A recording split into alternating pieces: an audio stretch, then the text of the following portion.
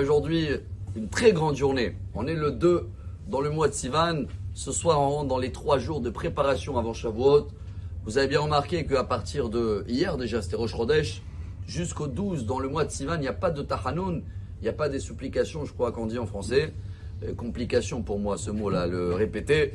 Mais c'est des journées de joie. Et aujourd'hui, il y a 3334 ans, on a été choisi comme Ram Ségoula. Le mot Ségoula, là, Dieu, il va dire à Moshe, va leur prévenir que à partir de ce soir, ils rentrent dans les 3 jours, mais dès aujourd'hui, ils sont mon peuple Ségoula. C'est le mot le plus compliqué à traduire, même en hébreu. Vous allez voir Wikipédia ou dans le Talmud, c'est encore, ça remonte, combien des commentaires différents. C'est quoi ce mot Ségoula? Est-ce que ça veut dire trésor, très cher, magique, qui dépasse tout ce qu'on peut s'imaginer? Il y a plusieurs avis. Et il y a un grand débat entre le Rambam, le Maïmonide, et le Kuzari, Rabbi Yehuda Halevi. Est-ce que c'est un cadeau qu'on a reçu dans notre ADN du peuple juif de être ce mot Ségoula, qu'on va le laisser comme ça? Parce que si ça a été quelque chose qui est dans l'ADN, c'est aussi une des raisons pour l'antisémitisme. Mais, chers amis, le Rav Kook qui va mélanger les deux, il dit non. C'est pas seulement dans l'ADN, c'est aussi un travail pour arriver à être dans ce niveau de Ségoula. C'est un jackpot aujourd'hui, parce que si on comprend un petit peu le message de Ségoula, d'un coup on comprend pourquoi on est un peuple qui adore les ségoulottes. On cherche une femme enceinte, elle veut bien accoucher, elle va manger un étrog, l'autre il va mettre un fil. Chacun il s'accroche sur quelque chose. On aime des ségoulottes, celui-là il va prier 40 jours pour se marier. Mais pour que ça marche, il faut comprendre quel avantage est là la Ségoula.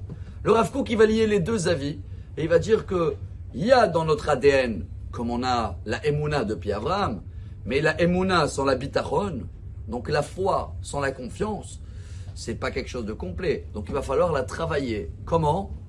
Avec l'étude de la Torah. C'est un petit peu le cadeau qu'on a reçu Shavuot, et je trouve ça tellement beau que Rabbi Meir Baalanes, dans le Talmud, Sanhedrin, page 59, qu'est-ce qu'il dit là-bas? Afilu nochri osek batorah areu ke kohen gadol.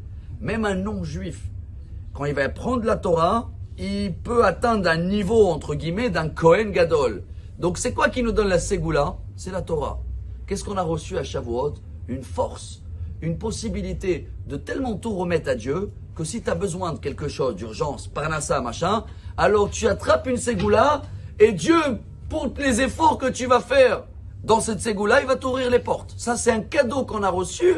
Mais n'oubliez pas, c'est un cadeau qui marche ensemble avec l'étude de la Torah et avec le bon Dieu. Si on arrive à le faire dans ces 3 jours de préparation, alors là, chers amis, on ne va même pas avoir besoin de ségoulottes. Après, ça a changé. Il y en a qui appellent ça un peu dans le côté Kabbalah, mystique. C'est magique. C'est quelque chose qui est très très cher, un trésor. Dieu nous a donné un bon trésor. Venez, on profite pour Bezrat Hashem le recevoir comme un mariage. Et dans ces 3 derniers jours, on va préparer, se purifier. Et comme ça, tous les demandes de tout.